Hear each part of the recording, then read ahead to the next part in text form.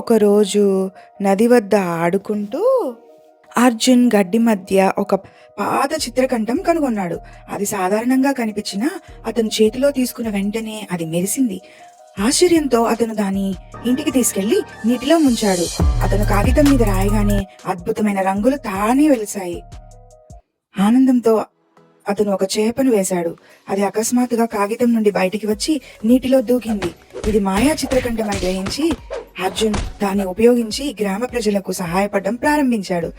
ఆకలి ఉన్న వారికి ఆహారం, ఇల్లు లేని వారికి ఇల్లు, కరువులో నీరు వేశాడు. గ్రామస్తులందరూ అతన్ని ప్రేమించారు. కానీ ఈ వార్త లోపపడి ఉన్న రాజు చెవి పడింది. అతను ఆ మాయా చిత్రకంఠాన్ని దక్కించుకోవాలని అనుకుని తన సైనికులను అర్జున్ వద్దకు పంపించాడు. నాకు బంగారం, విలాసవంతమైన భవనాలు చిత్రించు అని రాజు ఆదేశించాడు.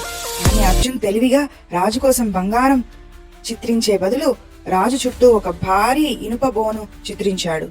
రాజు అందులో చిక్కుకుని బయటకు రాలేకపోయాడు. గ్రామస్తులందరూ అర్జున్ మేధస్సును ప్రశంసించారు. ఆ రోజు నుండి అర్జున్ తన చిత్రకంఠాన్ని మంచికి మాత్రమే ఉపయోగించాడు. నీతి: తమ ప్రతిభను లోభం కోసం కాకుండా ఇతరులకు సహాయపడడానికి ఉపయోగించాలి. మీరు కూడా అలాగే ఉంటారు కదా పిల్లలు. Bye bye. మీరు ఈ ఛానల్ కానీ ఈ స్టోరీ కానీ నచ్చితే ఖచ్చితంగా సబ్స్క్రైబ్ చేసుకోండి.